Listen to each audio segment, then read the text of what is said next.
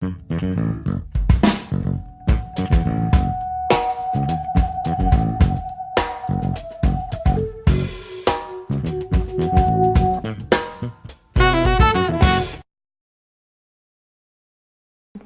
she was in bed and laying and doing nothing, her mind was making her feel like she was dying. And so she wasn't putting into her body and in her mind what she needed to help her get better and focus on getting better. She was focusing on the wrong things. I had my stroke towards the end of August in 2010. But you get down into the rehab area and you see people going up and down stairs, and you see people standing up and walking between bars. It scared me to death because I thought, I can't even stand up out of this wheelchair. So it was the first day was a little scary. I believe that the more that you work at the various activities, the more things that you do, and you have to do it from inside yourself. I'm glad that he got into rehab as fast as he did, and I think that's paramount. And I think when he got here as fast as he did, and walking as fast as he did,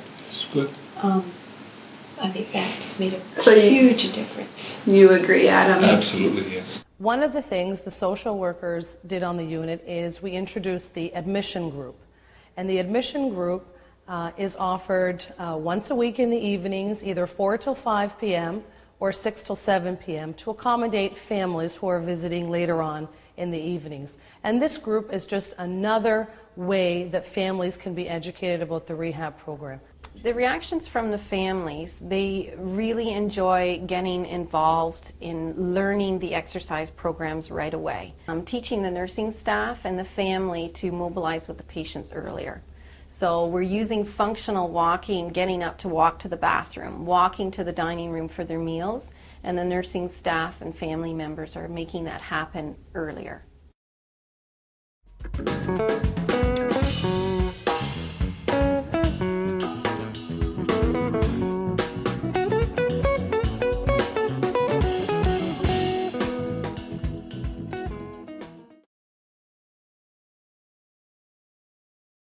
And even on the weekend they don't have therapy, but they do therapy for a limited number of patients. Do you remember what you did on the weekends? Nothing.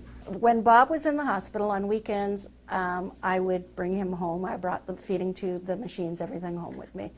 Because my theory is there was no point in him being there if I was capable of looking after him at home. And, you know, there's no therapy.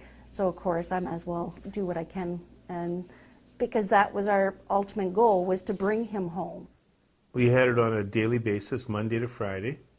The weekends, there wasn't anything. It was a very quiet, lonely time on the weekends. When I came here, I was very, very motivated to recover. And so they really accommodated me and fit me into as much as I could possibly handle. Our patients are very keen, and a lot of times they are right in there and wanting to increase their time.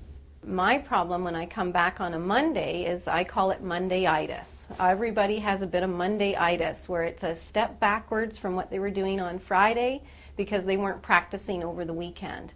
And then we're starting fresh again on Monday. Feedback from patients' families, what are you doing here on a Saturday? What are you doing here? It's after 6. They think it's great. And I think it's great because one of the most important parts of my job is education.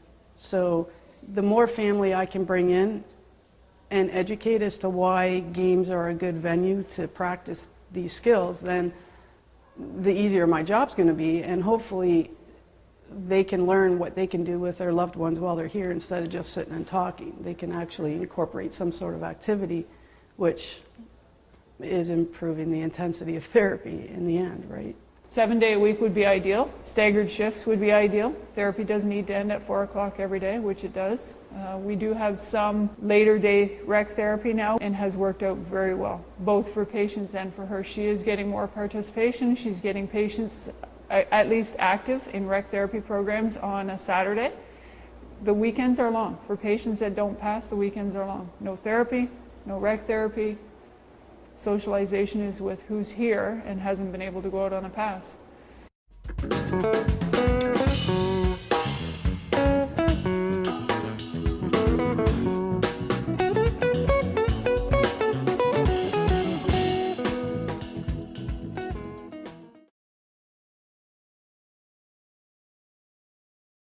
Walking between the bars, walking back and forth, and that.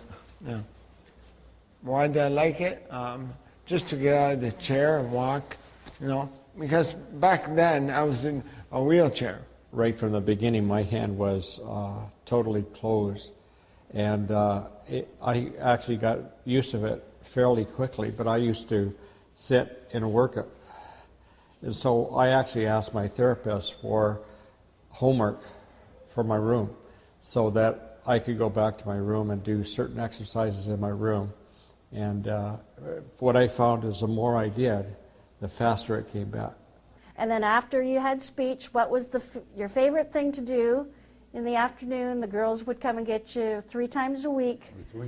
Go swimming. Exercise through group activities not only keeps everybody busy and active, but it helps encourage the person beside you to try something when they would, some people just give up. And nobody was pushing him beyond what he could do, but they were making him do what they knew he could do at the time.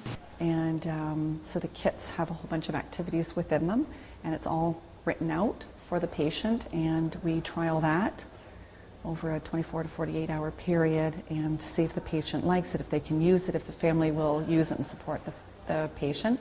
Families really like that. They like to be able to work on activities after therapy sessions, so it translates. With the balance class, that is one with a group activity, you get that a lot. Like they watch each other and then they realize, wow, like I am doing well, and they encourage each other. Is the use of the Nintendo Wii.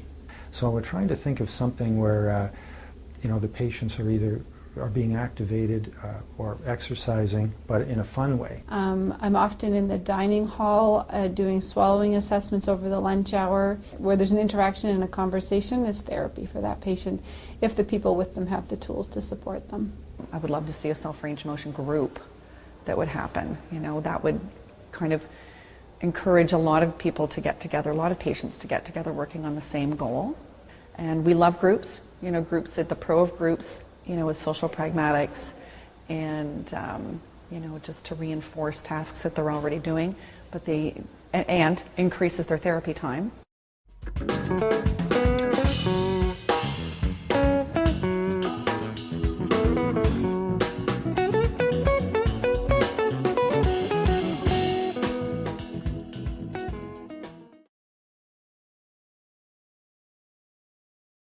My sister and I are a little bit more stubborn, and we have access to the internet, so we immediately would go on and say, look at the internet and say what works, what doesn't work, and we would try and get her up, even if it was just to brush her teeth, even if it was just to go look out the window to see it was a sunny day, because we figured if we could get her mind into the right place to know she was going to be okay, it would help us in the day-to-day stuff.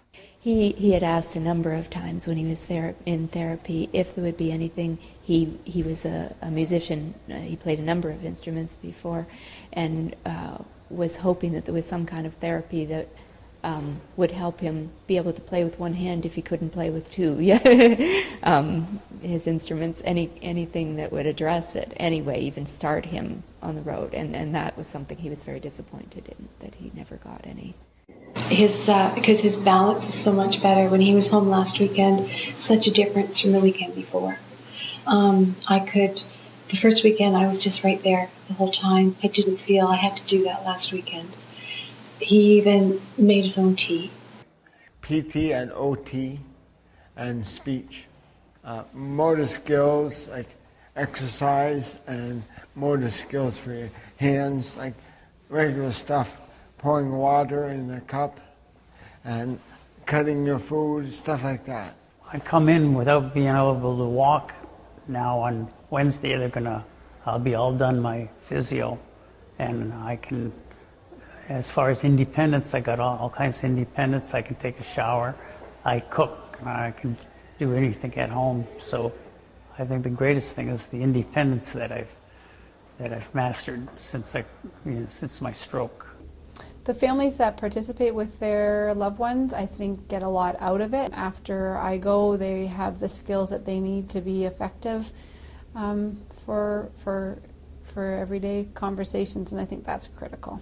So, and everyone consisted of a game, which was the rec part, and often if you can link someone's hobbies or what they like to do, it's easier to get them to practice the tools they've learned. So, yeah, and often in a game situation, they're not thinking it's therapy, which is why my job is kind of so cool, because we are still working on the same goals. In this location, we do have some therapy rooms on the unit, so nursing is more involved visually, seeing their patients participate in therapy, as well as have more contact with patients during therapy sessions. So, An advantage of having the ambulation group occur on the unit is that the sessions are visible for all allied health and nursing staff. It opens up the lines of communication between the staff and has the potential to improve interprofessional collaboration.